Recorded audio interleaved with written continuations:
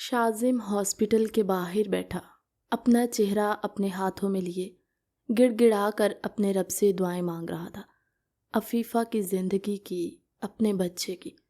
اتنے عرصے بعد وہ عفیفہ کو دیکھنے کے لیے بھی تڑپ رہا تھا۔ زرینہ کہنے لگی، شازم بھائی آپ حوصلہ رکھیں، انشاءاللہ عفیفہ کو کچھ بھی نہیں ہوگا۔ ڈاکٹر جو ہڑبڑاہٹ میں باہر آئی اور کہنے لگی، شازم سر۔ شازم جلدی سے اٹھا، ڈاکٹر کے پاس آیا، کہنے لگا، ڈاکٹر کیسی ہے عفیفہ؟ ڈاکٹر کا چہرہ اترا ہوا دیکھ کر شازم کہنے لگا، خدا کا واسطہ ہے، کوئی ایسی بات مت کہیے جسے میں برداشت نہ کر پاؤں۔ ڈاکٹر بولی، ہم نے اپنی پوری کوشش کی ہے شازم سر، مگر شازم کو اپنی ٹانگوں سے جان نکلتی ہوئی محسوس ہوئی۔ وہ لڑکھڑاتے ہوئے پیچھے کو دیوار کے ساتھ لگا، کہنے لگا، لیکن کیا؟ ڈاکٹر بولی، آپ کی مسز ابھی ہوش میں نہیں ہے، اللہ نے آپ کو بیٹا دیا ہے مگر۔ شازم پھر بولا، کہنے لگا، پلیز ڈاکٹر ایک ہی بار میں ساری بات بتا دیجئے، کیا ہوا ہے میرے بچے کو؟ بولی، آپ کے بچے کی آکسیجن رک گئی تھی جس کی وجہ سے اب اسے سانس لینے میں بہت مسئلہ ہو رہا ہے۔ پہلے تو ہمیں یہ لگا کہ آپ کا بیبی سروائیو نہیں کر پائے گا، مگر اللہ نے امید دلائی اور آپ کا بیبی انڈر آبزرویشن ہے، اس کے پھیپھڑے پوری طرح سے کام نہیں کر رہے۔ شازم کہنے لگا، عفیفہ کیسی ہے؟ وہ بولی، آپریشن کامیاب رہا ہے، آپ کی بیوی خطرے سے باہر ہے، ابھی ہوش میں نہیں ہے، 1-2 گھنٹے تک وہ ہوش میں آئیں گی تو آپ ان سے مل سکتے ہیں۔ کچھ حد تک شازم کو اپنی سانسوں میں بحالی محسوس ہوئی اور وہ وہیں زمین پر اپنے رب کے حضور سجدہ ریز ہو گیا۔ شازم کی حالت دیکھ کر زرینہ کافی شوق سی ہو گئی، کہنے لگی، اگر اتنی محبت ہے دونوں میں تو پھر یہ دوریاں کیوں آئی ان میں؟ خیر وہ آگے بڑھی اور شازم کو حوصلہ دیتے کہنے لگی، شازم بھائی آپ کی دعائیں رنگ لے آئی ہیں، اللہ نے عفیفہ کو دوبارہ سے زندگی عطا کی اور انشاءاللہ آپ کا بیٹا بھی جلد صحت یاب ہو جائے گا۔ خیر فجر کی اذان ہونے والی تھی جب عفیفہ کو ہوش آ گیا۔ شازم تب تک گھر میں اپنے والد صاحب کو فون کرنے لگا۔ وجاہت صاحب فون ریسیو کر کے کہنے لگے، شازم کہاں ہو تم؟ مجھے تو لگا تم اپنے گھر میں ہوگے۔ بولا، بابا میں آپ کو ایک ضروری بات بتانے والا ہوں، اس لیے اب یہ بات دھیان سے سنیے گا۔ وہ جلدی سے بیڈ پہ اٹھ کے بیٹھ گئے اور کہنے لگے، سب کچھ ٹھیک تو ہے نا؟ کہنے لگا، سب کچھ ٹھیک ہے اور اللہ نے ہم سب کی دعائیں سن لی ہیں بابا۔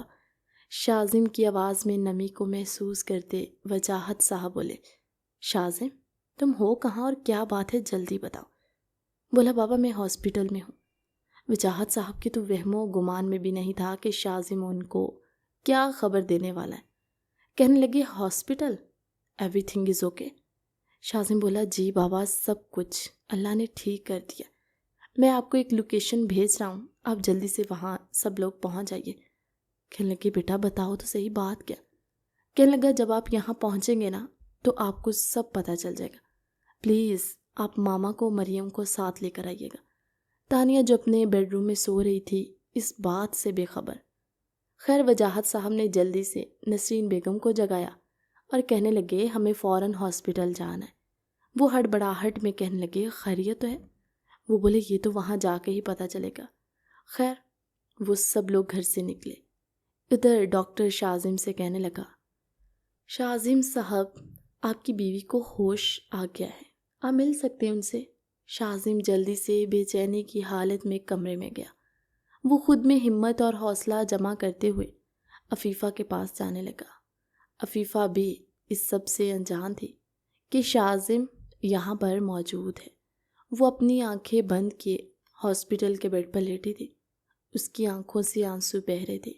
شاید وہ اس وقت یاد کر رہی تھی شازم کو، اپنے ہی خیالوں میں سوچنے لگی، اگر شازم اس وقت پاس ہوتے تو وہ کتنا خوش ہوتے اپنے بچے کو دیکھ کر۔ شاید یہ سب خوشیاں میری قسمت میں نہیں ہیں۔ عفیفہ کی آنکھوں سے جیسے آنسو گرے، شازم نے اپنا ہاتھ آگے بڑھا کر اس کے چہرے کو اپنے ہاتھوں میں لیا۔ اپنے چہرے پر ہاتھوں کو محسوس کرتے عفیفہ نے جلدی سے آنکھیں کھولی۔ اپنے سامنے شازم کو دیکھ کر اسے یقین نہ ہوا، اسے یہ سب خواب سا لگا کہ وہ ہوش میں نہیں ہے اور خواب دیکھ رہی ہے۔ جب شازم نے آنکھوں میں آنسو لیے، عفیفہ کے ماتھے پر ہونٹ رکھے تو وہ اپنی آنکھیں بند کر گئی عفیفہ کی آنکھوں سے آنسو گرے جو تکیے میں جذب ہو گئے، اور اس وقت عفیفہ کے بس میں بھی نہیں تھا کہ وہ کہیں چھپ جائے۔ شاذم اس کے چہرے کی طرف غور سے دیکھتا ہوا بس آنکھوں سے آنسو بہائے جا رہا تھا۔ وہ پھر عفیفہ کے چہرے پر جھکا، اس کے ماتھے کے ساتھ اپنا ماتھا لگائے ہوئے۔ نہ جانے کتنی دیر تک وہ رو کر اپنے اندر کی بھڑاس کو نکال رہا تھا، مگر پھر وہ عفیفہ کو کہنے لگا، عفیفہ، جس سے محبت کرو اسے ایسے تڑپایا تو نہیں جاتا۔ ایسا کون سا میں نے گناہ کر دیا کہ تم نے مجھے اتنی بڑی سزا دی؟ تم نے سوچ بھی کیسے لیا کہ تمہارے جانے سے مجھے میری خوشیاں مل جائیں گی؟ کیا کبھی تمہیں یہ احساس ہونے دیا تھا کہ تم میری خوشیوں کی رکاوٹ ہو؟ وہ بار بار اس کے ماتھے پر چوم رہا تھا، کبھی عفیفہ کے ہاتھوں کو چوم رہا تھا۔ کہنے لگا، اگر آج تمہیں کچھ ہو جاتا نا، زندہ میں بھی نہ بچتا۔ عفیفہ اپنی زبان سے کوئی لفظ ادا نہ کر پائی اور بڑی مشکل سے اپنے ہاتھ جوڑتے ہوئے شاذم سے معافی مانگنے لگی۔ کہنے لگی، شاذم، اس وقت مجھے جو بہتر لگا میں نے وہی کیا۔ ڈاکٹر جو چیک اپ کرنے کے لیے کمرے میں آئی، وہ عفیفہ کو روتے ہوئے دیکھ کر شاذم سے کہنے لگی، شاذم سر، پلیز آپ سے ریکویسٹ ہے، فی الحال ان کو کسی قسم کا کوئی سٹریس نہ دیں۔ ان کی حالت ابھی بہت نازک ہے، اس لیے آپ سے جتنی کوشش ہو سکے آپ ان کے موڈ کو بہتر رکھنے کی کوشش کریں۔ شاذم نے پوچھا، کیا میں بیبی کو دیکھ سکتا ہوں؟ وہ کہنے لگی، جی جی ضرور۔ شاذم بیبی وارڈ میں اپنے بیٹے کو دیکھنے گیا۔ وہ پھول سا نازک، ابھی وہ انڈر آبزرویشن میں تھا، اسے گود میں نہیں لے پایا، مگر وہ اسے دیکھ کر اپنی آنکھوں کو تسکین دینے لگا کہ اتنی دیر میں وجاہت صاحب باقی سب لوگ بھی ہاسپٹل آ گئے۔ شاذم باہر آیا۔ وجاہت صاحب کہنے لگے، شاذم، کیا ہوا جو تم نے اس وقت ہمیں یہاں پر بلایا، اور کون ہے ہاسپٹل میں؟ شاذم بنا کچھ کہے اپنے باپ کے گلے سے لگ گیا، اور آج وہ دکھ سے نہیں خوشی سے رو رہا تھا۔ شاذم بھول گیا کہ وہ ایک ایس پی، اتنے بڑے عہدے پر، ایک روبدار پولیس والا، وہ سب کچھ بولتے ہوئے اس وقت صرف ایک معصوم بچے کی طرح تھا جسے اس کی کھوئی ہوئی چیز مل جائے اور وہ خوشی سے ناچتا ہے۔ وہ اپنے بابا کے گلے سے لگا روتا رہا۔ وجاہت صاحب نے 2-3 بار کہا، کیا بات ہے شاذم، بتاؤ تو صحیح۔ بولا، بابا، وہ عفیفہ۔ عفیفہ کا نام سنتے ہی سب چونک گئے۔ کہنے لگے، کیا مطلب؟ ہاسپٹل میں عفیفہ ہے کیا؟ سب کچھ ٹھیک تو ہے نا شاذم؟ شاذم اپنی آنکھوں سے آنسو صاف کرتے پیچھے ہٹا اور بولا، بابا، اللہ تعالیٰ نے ہمارے صبر کا پھل دیا، اور ماما، آپ سب کی دعائیں رنگ لے آئی ہیں، ہمیں عفیفہ مل گئی ہے۔ سب کی خوشی کی انتہا نہ رہی، سب کی آنکھیں آنسوؤں سے نم تھی۔ نسرین بیگم وہیں بینچ پر بیٹھ گئی اور اپنے آپ کو سنبھالنے کی کوشش کر رہی تھی۔ ان کی خوشی، دکھ، آنسو ملے جلے جذبات تھے۔ جب اگلی خبر نے مزید خوشیوں سے ان کی جھولیوں کو بھر دیا، وجاہت صاحب بولے، وہ تو ٹھیک ہے، مگر عفیفہ ہاسپٹل میں کیوں؟ کہنے لگا، بابا، اللہ نے مجھے اولاد سے نواز دیا۔ آپ کو پتہ ہے آپ دادا بن گئے، آپ کا شاذم باپ بن گیا۔ سب کے چہروں پر بے یقینی، خوشی، ملے جلے جذبات۔ انہیں سمجھ نہیں آ رہا تھا کہ وہ کس طرح اپنی خوشی کا اظہار کرے۔ جب سب لوگ عفیفہ کے پاس گئے، اس کے بیڈ کے ارد گرد کھڑے، وجاہت صاحب نے آگے بڑھ کر عفیفہ کے سر پر پیار کیا۔ کہنے لگے، عفیفہ، کہاں چلی گئی تھی بیٹا؟ تمہیں پتہ ہے ہم سب کی کیا حالت ہو گئی تھی تمہیں ڈھونڈ ڈھونڈ کے؟ تم نے ذرا ایک بار ہمارے بارے میں نہیں سوچا؟ عفیفہ کی آنکھوں میں شرمندگی بھی تھی، مگر اس نے جس وقت یہ فیصلہ لیا وہ بھی اپنے طور پہ بے بس ہو گئی تھی۔ شاذم کو کیسے برداشت کر سکتی تھی کسی دوسری عورت کے پاس؟ نسرین بیگم اپنی بیٹی کو بار بار چوم رہی تھی۔ وہ سب اللہ کا شکر ادا کر رہے تھے کہ اللہ نے ان کا انتظار آج ختم کروا دیا اور دوہری خوشی سے نوازا۔ خیر، شاذم ہاسپٹل میں ہی عفیفہ کے پاس رکا اور باقی سب لوگ تھوڑی دیر کے بعد گھر واپس آ گئے، کیونکہ عفیفہ کو ابھی 2 دن بعد چھٹی ملنی تھی۔ جب سب لوگ گھر پہنچے تو دن کے 10 بج رہے تھے۔ ان سب کو اس وقت گھر آتے دیکھ کر اور ان کے چہروں پر ایک الگ سی خوشی اور چمک دیکھ کر تانیہ کہنے لگی، آنٹی، آپ لوگ کہاں تھے؟ گھر پہ کوئی بھی موجود نہیں تھا، کہاں گئے تھے سب؟ اور شاذم بھی رات کے 2 بجے سے گھر سے غائب، نہ جانے وہ کہاں ہے، نہ اس سے دوبارہ کوئی کانٹیکٹ ہوا۔ مگر آپ سب لوگ خوش بھی نظر آ رہے ہیں، کیا کوئی ایسی بات ہے جو آپ لوگ مجھ سے چھپا رہے ہیں؟ نسرین بیگم کہنے لگی، نہیں تانیہ بیٹے، ہمیں تو خود سب کچھ بہت اچانک میں پتہ چلا اور تم اپنے کمرے میں آرام کر رہی تھی، اس لیے ہم لوگ چلے گئے۔ اللہ تعالیٰ نے آج کے دن ہمیں جس خوشی سے نوازا ہے اس کے لیے ہم جتنا بھی اپنے رب کے حضور شکر ادا کریں وہ کم ہے۔ تانیہ کا تجسس مزید بڑھا اور سوچنے لگی، ایسا کیسے ہو سکتا ہے؟ ایسی کون سی خبر ہے جس نے سب کو اتنا خوش کر دیا؟ بولی، آنٹی کیا میں اس فیملی کا حصہ نہیں ہوں؟ مجھے نہیں بتائیں گی؟ وجاہت صاحب کہنے لگے، تانیہ بیٹے وہ عفیفہ مل گئی ہے۔ تانیہ کے چہرے کے رنگ بالکل اڑ گئے، مگر وہ چہرے پر خوشی لاتے ہوئے کہنے لگی، کیا سچ؟ کہاں ہے وہ ابھی؟ کیا شازم اسی کے پاس ہے؟ وہ کہنے لگے، ہاں اس کی حالت کافی خراب تھی، ہاسپٹل میں 1-2 دن تک، وہ پھر گھر آ جائے گی۔ بولی، ہاسپٹل میں؟ کیا ہوا عفیفہ کو؟ وہ ٹھیک تو ہے؟ نسرین بیگم خوشی سے اپنی آنکھوں سے آنسو صاف کرتے ہوئے کہنے لگی، عفیفہ نے ایک پیارے سے بیٹے کو جنم دیا۔ مجھے تو یہ رہ رہ کے خیال آ رہا ہے کہ میری بیٹی نے ایسی حالت میں گھر سے دور رہ کر نہ جانے خود کو کیسے سنبھالا ہوگا، اپنے بچے کی حفاظت کی، مگر شکر ہے اس کے اس مشکل وقت میں ہم اس کے پاس پہنچ گئے۔ تانیہ مزید حیرت کا جھٹکا کھاتے ہوئے بولی، وہ کہاں سے؟ نسرین بیگم کہنے لگی، کیا مطلب کہاں سے؟ ہم لوگ اس بات سے انجان تھے کہ جب وہ اس گھر سے گئی تب وہ پریگننٹ تھی، اس لیے تمہاری طرح ہم سب کو بھی یہ سرپرائز ہی ملا، اور اللہ کا شکر ہے جس نے ہمارے صبر کے بدلے ہمیں دوہری خوشی سے نوازا۔ خیر گھر میں بہت سارے انتظامات کیے گئے، اللہ نے اگر اتنی بڑی خوشی دی ہے تو ہم اس کو بہت اچھے سے سیلیبریٹ بھی کریں گے۔ تانیہ وہیں کھڑی بت سا بن گئی۔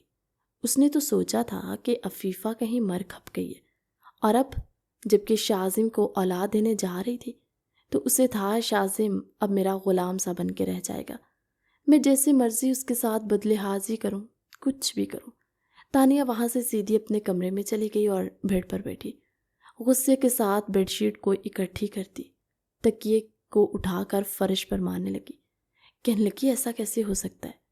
وہ واپس آ گئی اور اوپر سے یہ بچہ، یہ سب کیا ہے؟ میں ایسا کبھی برداشت نہیں کروں گی کہ عفیفہ اس گھر میں آئے اور اس کا بچہ، سب اس کو ایسے ناز نخروں سے سر پہ اٹھانے گے کہ نہ جانے وہ کون سا کارنامہ سر انجام دے کر آ رہی ہے۔ اس گھر میں بس میری اولاد کی حیثیت ہوگی۔ تانیہ نفرت میں ہر حد پار کر رہی تھی۔ وہ بھول گئی اس بات کو کہ وہ شازم سے اگر محبت کرتی ہے تو پھر شازم کی خوشیوں کا خیال بھی رکھے، کیونکہ شاید تانیہ بہت خود غرض ہو گئی تھی اور وہ خود پر کنٹرول بھی نہیں کر پا رہی تھی۔ وہ خود کلامی کرتے ہوئے سوچنے لگی کہ میں کچھ ایسا کروں گی کہ سانپ بھی مر جائے اور لاٹھی بھی نہ ٹوٹے۔ ابھی میں بظاہر سب کے سامنے خوش رہنے کی ایکٹنگ کروں گی اور یہ ظاہر کروں گی کہ عفیفہ کے واپس آنے کی خوشی مجھے بھی اتنی ہے جتنی باقی سب کو، اور میں اس کے بچے کو بھی بہت اچھے طریقے سے گھر میں ویلکم کروں گی تاکہ بعد میں کسی کو مجھ پر کوئی شک نہ ہو۔ تانیہ اپنے چہرے پر مسکراہٹ لائے اپنی آنکھوں سے آنسو صاف کر کے بولی، تانیہ اب وقت رونے کا نہیں ہے، ان سب کو رلانے کا ہے۔ شازم عفیفہ کے پاس ہاسپٹل میں اس کے بیڈ کے پاس سٹول پر بیٹھا، عفیفہ کے ہاتھ کو اپنے ہاتھوں میں لیے کہنے لگا، عفیفہ کیا تمہیں میری کبھی یاد نہیں آئی؟ وہ کہنے لگی، آپ کے علاوہ کچھ اور یاد ہی کہاں تھا؟ بولی، شازم مگر آپ جانتے ہیں میں نے یہ سب کیوں کیا؟ بولا، کہاں گئی تھی تم؟ کہاں نہیں میں نے تمہیں ڈھونڈا، جب سے تم گھر سے گئی ہو آج تک کوئی دن ایسا نہیں گزرا جس دن میں نے تمہیں ڈھونڈنے کی کوشش نہ کی ہو، اور دیکھو کوشش کبھی رائے گاں بھی نہیں جاتی، اللہ نے مجھے میری کوششوں کا صلہ دے دیا، اور میں اپنے رب کا بہت شکر گزار ہوں۔ میں جتنا بھی شکر ادا کروں وہ کم ہے، مگر عفیفہ یہ عرصہ جیسے میں نے گزارا ہے یہ میں جانتا ہوں، میرا ہر دن میری ہر رات ایسے تھی جیسے کوئی چیز مجھے اندر ہی اندر کاٹ رہی ہے، مجھے کھا رہی ہے۔ میری زندگی سے خوشیاں رخصت ہو گئی تھی تمہارے ساتھ ہی، تمہارے ساتھ زندگی کا آغاز کیا تو دن اور رات کا پتہ ہی نہیں چلتا تھا، ڈیوٹی پر جاتا تو جلدی ہوتی تھی کہ گھر پہنچ جاؤ، مگر جب تم چلی گئی تو نہ میرا ڈیوٹی پہ دل لگتا تھا نہ گھر آنے کو دل چاہتا۔ عفیفہ بات کو بدلتے ہوئے کہنے لگی، آپ کے پاس آپ کی بیوی تھی نا، اسی لیے تو میں آپ سے دور ہوئی ہوں۔ کہاں ہے تانیہ؟ بولا تانیہ نے کہاں جانا ہے، گھر پہ ہے وہ۔ کہنے لگی تو پھر آپ کو تو خوش ہونا چاہیے تھا، آپ کو آپ کی محبت ملی، اور خوش نصیب ہوتے ہیں وہ لوگ جن کو ان کی محبت ملے۔ شاذم بولا عفیفہ جو محبت تم نے دی ہے نا مجھے، اس محبت کے بعد محبت کا مطلب مجھے سمجھ آیا۔ یہ جو چکنی چپڑی باتیں کر کے کہ میں تمہارے بغیر مر جاؤں گا، میں نہیں رہ سکتی، یہ سب محبت نہیں ہے۔ تم نے ثابت کیا کہ محبت کیسی ہوتی ہے، اور محبت میں اس تڑپ نے مجھے دیوانہ سا بنا دیا۔ میں اپنی زندگی کے آخری سانس تک تمہیں ڈھونڈتا رہتا، اگر تم نہ ملتی، مگر آج جب ملی ہو تو تمہیں ایک پل کے لیے اپنی نظروں سے دور نہیں ہونے دوں گا۔ باقی باتیں ہم گھر جا کے کریں گے۔ عفیفہ کو ہاسپٹل سے چھٹی ملی، ان کا بیبی بھی کافی حد تک ریکور ہو چکا تھا۔ وہ بہت خوشی کے ساتھ گھر کے لیے نکلے۔ گھر میں بہت گرینڈ سا ویلکم کرنے کے لیے مریم تیاریوں میں لگی ہوئی تھی۔ اس کی تیاریوں میں تانیہ بھی اس کا پورا ساتھ دے رہی تھی۔ تانیہ کو یوں خوش دیکھ کر نسرین بیگم کہنے لگی وجاہت صاحب چلیں، یہ تو اور بھی اچھی بات ہو گئی کہ تانیہ نے بھی خوشی سے سب کچھ قبول کیا، ورنہ بلا وجہ گھر کا ماحول خراب ہوتا۔ اگر یہ دونوں سکون کے ساتھ گھر میں رہیں تو کسی کو کیا اعتراض ہوگا، اور اتنے عرصے بعد ہمارے گھر کی خوشیاں لوٹ رہی ہیں۔ مجھے تو ایسا لگتا ہے جیسے ہم پھر سے اسی پرانے دور میں واپس جا رہے ہیں۔ وجاہت صاحب کہنے لگے اللہ ہر بری نظر سے بچائے میرے بچوں کی خوشیوں کو۔ اتنے میں باہر گاڑی کی آواز سنائی دی، سب لوگ گیٹ پر ویلکم کرنے کے لیے پہنچے۔ مریم نے آگے بڑھ کر جلدی سے شاذم سے بیبی پکڑا اور کہنے لگی بھائی یہ تو پھپھو کا لاڈلا ہوگا اور میرے پاس رہے گا۔ ساتھ ہی وہ عفیفہ کے گلے لگ گئی اور رو پڑی، کہنے لگی تمہیں بعد میں دیکھ لوں گی، بہنیں اور دوستیں ایسی تھوڑی ہوتی ہیں۔ مریم اپنے آنسوؤں کو ضبط سے کنٹرول کرتی بولی خیر ابھی سب کا موڈ اچھا ہے تو میں کسی کو ایموشنل نہیں کرنا چاہتی۔ اتنے عرصے بعد عفیفہ اپنی فیملی میں لوٹ کر اپنے آنسوؤں کو روک نہ پائی اور پھر سب کو دیکھ کر تھوڑی ایموشنل ہو گئی۔ نسرین بیگم نے جلدی سے عفیفہ کو گلے میں لیا اور کہنے لگی کوئی آنسو نہیں، اب صرف خوشیاں ہوگی۔ بہت رو لیا ہم نے ایک دوسرے کے لیے۔ تانیہ بھی اپنے دل پر پتھر رکھ کر عفیفہ کو گلے ملی۔ بظاہر سب کے سامنے تو وہ گلے ملی، مگر کان میں ہلکی سی سرگوشی کرتے ہوئے کہنے لگی تم نے بہت بڑی بھول کر دی واپس آ کر، تمہیں تمہارے انجام تک اب میں خود پہنچاؤں گی۔ تانیہ کی دھمکی سن کر عفیفہ دھنگ سی رہ گئی، مگر وہ اس وقت کچھ نہیں کہہ سکتی تھی۔ اس نے گہری سی نظر سے تانیہ کو دیکھا، مگر خیر شاذم اسے ساتھ لگائے آگے بڑھا۔ عفیفہ کے لیے کمرہ بہت اچھے سے سجایا گیا تھا۔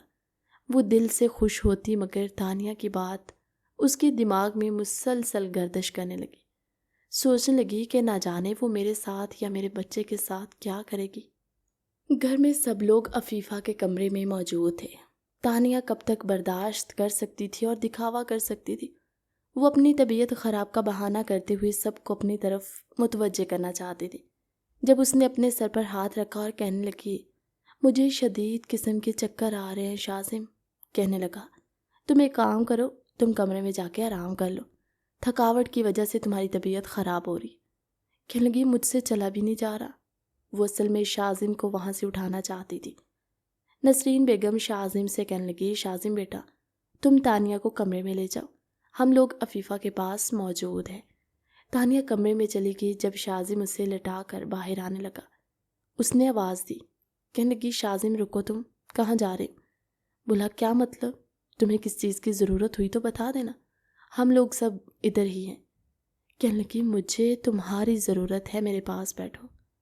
وہ مسکرایا، واپس مڑا، بیڈ پر بیٹھ گیا۔ کہنے لگا ہاں بیٹھ گیا، بتاؤ۔ کہنے لگی بس بیٹھے رہو یہاں پر۔ شاذم بولا تانیہ پلیز میں تھوڑی دیر میں آتا ہوں نا۔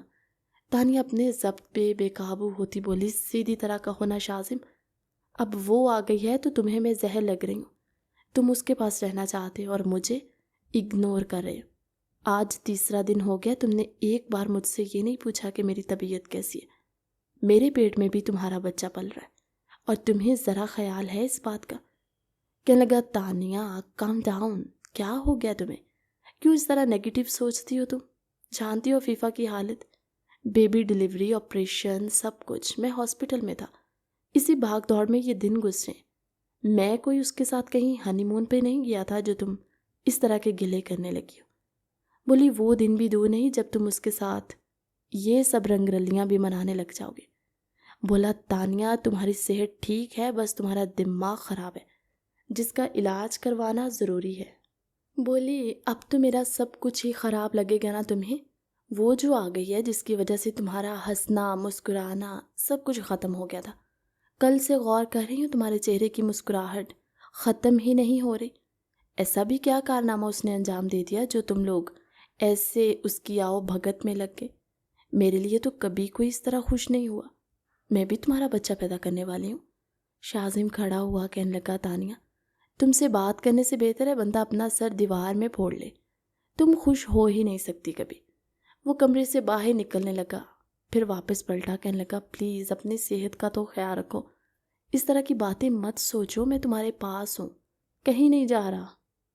شاہزم چاہ رہا تھا کہ وہ کسی بھی طرح گھر کے ماحول کو خراب نہ ہونے دے۔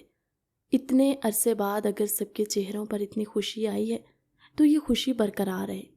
وقت یوں ہی گزرتا رہا، عفیفہ کا بیبی 1 ماہ کا ہو گیا تھا اور آج شاہزم نے بیبی کو اور عفیفہ کو لے کر ہاسپٹل جانا تھا ان کے بیبی کا چیک اپ کروانے۔ جب تانیہ کو یہ بات پتہ چلی کہ شاہزم آج عفیفہ اور بچے کے ساتھ گھر سے باہر جائے گا، اس نے سوچا یہی موقع اچھا ان پر وار کرنے کا، نہ میں سامنے آؤں گی نہ میرا نام آئے گا۔ تانیہ نے کچھ ایسے لوگوں سے رابطہ کیا اور انہیں اپنا سارا پلان سمجھا دیا۔ تانیہ کا مقصد عفیفہ کو اور اس کے بچے کو اپنے راستے سے ہٹانا تھا۔ وہ چاہتی تھی کہ اس بار کچھ ایسا ہو جس سے عفیفہ زندہ ہی نہ بچے۔ عفیفہ اور نہ اس کا بچہ۔ وہ اس حد تک گر گئی کہ اس نے یہ بھی نہیں سوچا کہ وہ 1 ماہ کا ننھا معصوم سی جان ہے، اس بچے کا کیا قصور ہے، اور عفیفہ کا بھی کوئی قصور تو نہیں۔ عفیفہ نے کبھی آج تک اس نے تانیہ کے لیے برا نہیں سوچا، مگر خیر شاہزم ناشتے سے فری ہوا اور کہنے لگا عفیفہ جلدی سے ریڈی ہو جانا، ارسلان کو ڈاکٹر کے پاس لے کر جانا ہے۔ ان کے بیٹے کا نام ارسلان تھا۔ جب عفیفہ کمرے میں تیار ہو رہی تھی، شاہزم اس کے قریب گیا، اسے اپنی باہوں میں بھرا کہنے لگا تم اپنے قدموں پر صحیح سے اٹھ کر چلنے پھرنے لگی ہو، تمہیں دیکھ کر عفیفہ میں زندگی کی طرف واپس لوٹا، ورنہ مجھے ایسے لگتا تھا جیسے میں بے جان بوت ہوں جو بس سارے کام سر انجام دے رہا ہوں۔ تمہارے واپس آنے سے میری زندگی میں خوشیاں لوٹ آئی، اور آج کے بعد کبھی مجھ سے دور ہونے کا سوچنا بھی مت، اور یہ تو کبھی بھی نہیں کہ تمہاری غیر موجودگی میں خوش رہ پاؤں گا۔ وہ عفیفہ کو اپنے سینے میں بھیجتے ہوئے اپنے دل کی ہر بات کہہ رہا تھا۔ عفیفہ کہنے لگی شاہزم سچ پوچھے آپ سے دور رہنا میرے لیے بھی کوئی آسان کام نہیں تھا، مگر خیر جو گزر گیا ہمیں اسے بھول جانا چاہیے، اب چلیں، ارسلان پھر بھی تنگ کرتا ہے بہت۔ کہنے لگا اچھا اتنا چھوٹا سا ہے ابھی وہ تمہیں کیا تنگ کرتا ہے؟ کہنے لگی جی جب رونا شروع ہوتا ہے نا تو پھر چپ بھی نہیں ہوتا۔ شاہزم مسکرایا اور اپنے بیٹے کو گود میں اٹھائے کمرے سے باہر نکلا۔ عفیفہ صحن میں آئی تو اسے چکر سا محسوس ہوا، وہ وہیں شاہزم کے سہارے لڑکھڑاتی ہوئی گرتے گرتے بچی۔ نسرین بیگم نے بھاگ کر عفیفہ کو ساتھ لگایا اور کہنے لگے کیا بات ہے عفیفہ تم ٹھیک تو ہو نا؟ بولی جی میں ٹھیک ہوں مومانی جان۔ کہنے لگی نہیں شاہزم مجھے عفیفہ کی طبیعت ٹھیک نہیں لگ رہی، تم ایک کام کرو، ویسے بھی ارسلان کی تو 2 مائیں ہیں، عفیفہ جائے یا تانیہ، بات تو ایک ہی ہے نا۔ کیوں تانیہ؟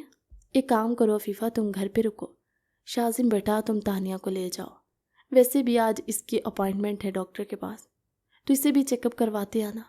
تانیہ کے چہرے کی ہوائیاں سی اڑ گئی، کہنے لگی مگر میری اپائنٹمنٹ تو تھوڑی لیٹ ہے نا۔ شاہزم کہنے لگا تو کیا ہوا، ہم تھوڑی دیر ساتھ میں ٹائم سپینڈ کر لیں گے اسی بہانے۔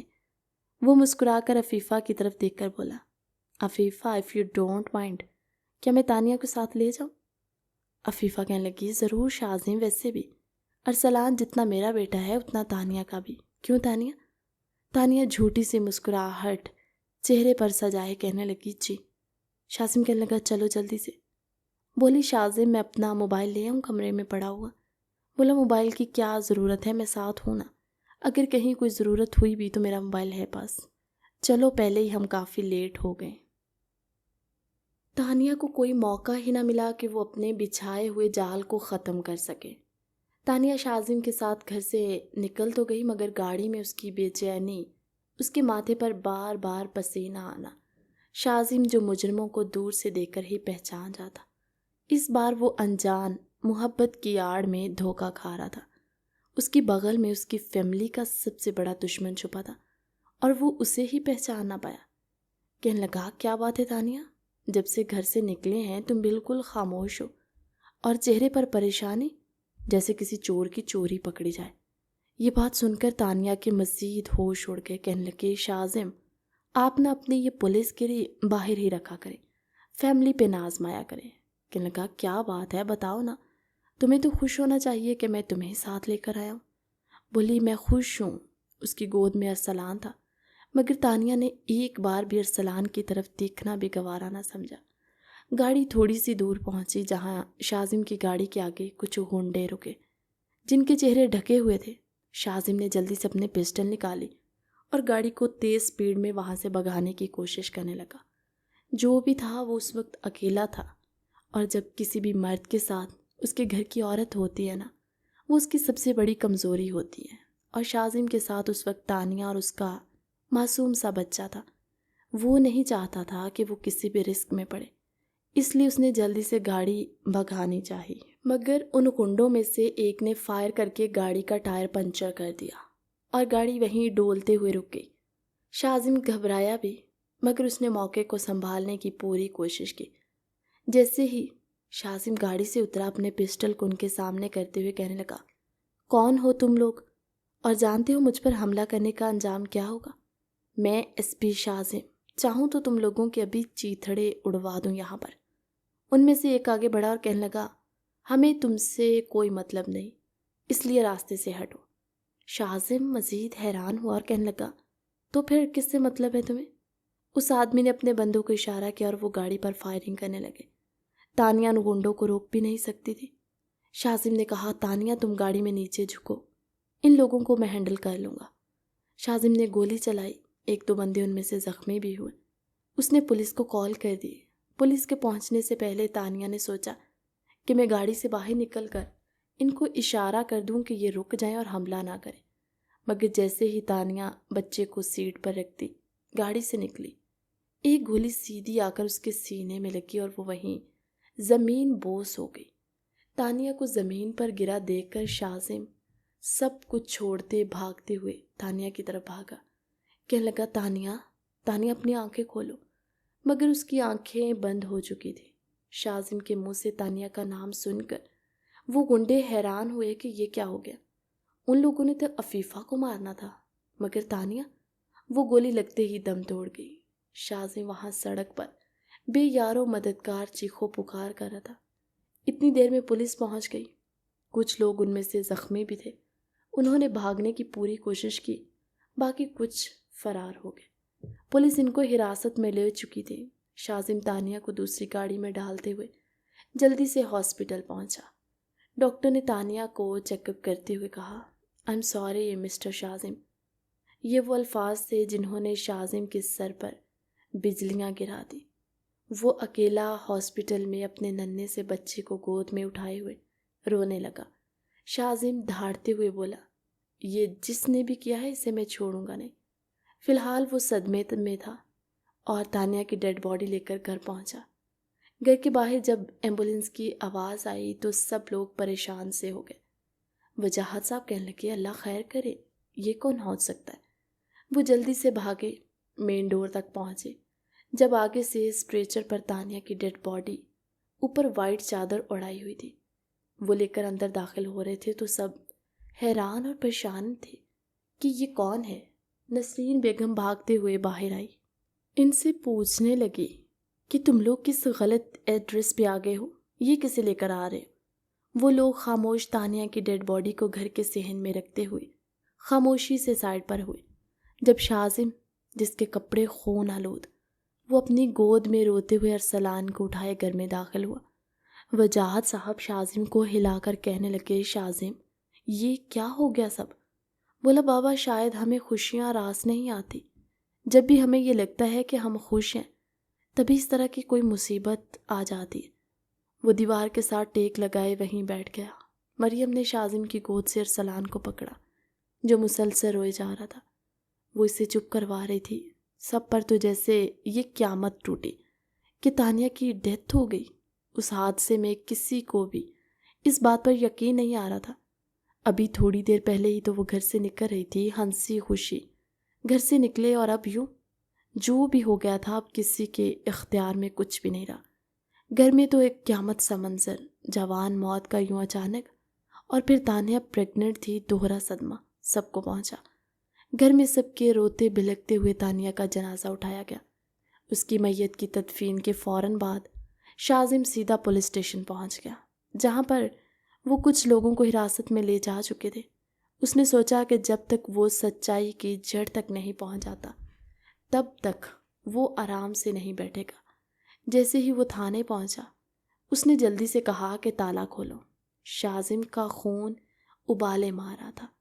اس وقت اس نے اندر جاتے ہی وہ جو زخمی ان کی حراست میں تھے ان کو کالر سے پکڑا اور مسلسل ان پر مکوں کی بارش کر دی۔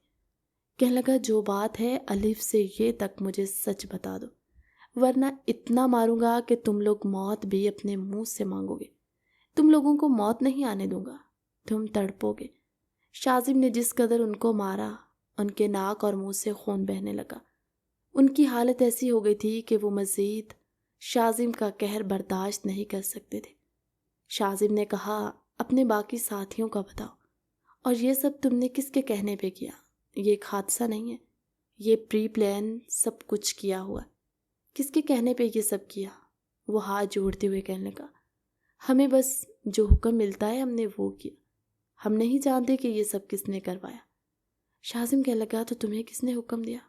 انہوں نے اپنے بڑے کا نام، اس کا ایڈریس سب کچھ شاذم کو دیا۔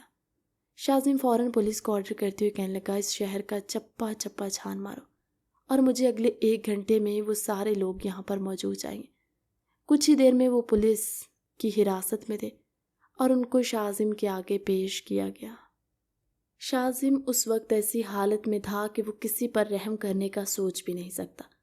پہلے تو اس نے اپنا ان پر غصہ اتارا اور پھر کہنے لگا بتاؤ یہ سب کس نے کروایا؟ کون ہے میرا دشمن؟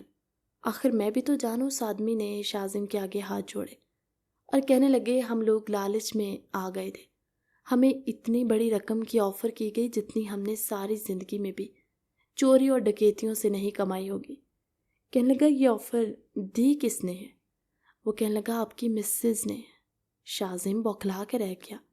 کہنے لگا بکواس بند کرو اور جس نے تمہیں یہ کہا اس کا نام بتاؤ۔ وہ کہنے لگی آپ کی مسز تانیہ میڈم نے ہمیں پیسے دیے تھے کہ ہم آپ کے بچے کو اور آپ کی بیوی عفیفہ کو موقع پر ہی جان سے مار دیں۔ شاذم کو اپنے کانوں پر یقین آیا۔ وہ وہیں کرسی پر ڈھیر سا ہو گیا، اپنا سر اپنے ہاتھوں میں پکڑے کہنے لگا تانیہ کتنا سمجھاتا تھا میں تجھے، اتنی نفرت مت کرو۔ کبھی کبھی انسان کا غصہ اسے ہی جلا کے بھسم کر دیتا ہے۔ تانیہ تم نے دوسرے کے لیے گڑھا کھودا اور خود اس میں گر گئی۔ شاذم نے ان سب کو پولیس کے حوالے کیا اور کہا ان کو بھی بند کر دو، ابھی میں کسی سچویشن میں نہیں ہوں۔ شاذم گھر پہنچا، وہ ایسے تھا جیسے اس کے وجود سے کسی نے اس کی روح کھینچ لی۔ اسے دیکھ کر وجاہت صاحب کہنے لگے شاذم یہ صدمہ اتنا بڑا ہے کہ حوصلوں سے یہ زخم نہیں بھر سکتا۔ شاذم جلدی سے اٹھا اور تیز تیز قدموں سے عفیفہ کے پاس گیا۔ ارسلان کو گود میں لیتے ہوئے اسے پاگلوں کی طرح چومنے لگا۔ کہنے لگا ارسلان اگر تمہیں کچھ ہو جاتا تو میں کیا کرتا؟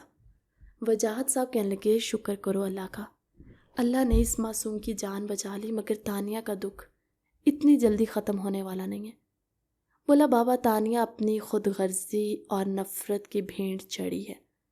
وہ بولے کیا مطلب شاذم، یہ تم کیا کہہ رہے ہو؟ بولا بابا میں تانیہ کے ساتھ اتنا عرصہ رہا اور جانتے ہیں میں ہمیشہ مجرم کو اس کی شکل سے پہچان جاتا کہ یہ مجرم ہے، مگر میں تانیہ کو کیوں نہیں پہچان پایا؟ تانیہ نفرت میں اس حد تک گر سکتی ہے، یہ میں نے نہیں سوچا تھا۔ بابا اسے جیسے ہی پتہ چلا کہ میں اور عفیفہ ارسلان کے ساتھ ہم لوگ باہر جا رہے ہیں، جانتے اس نے کیا حرکت کی؟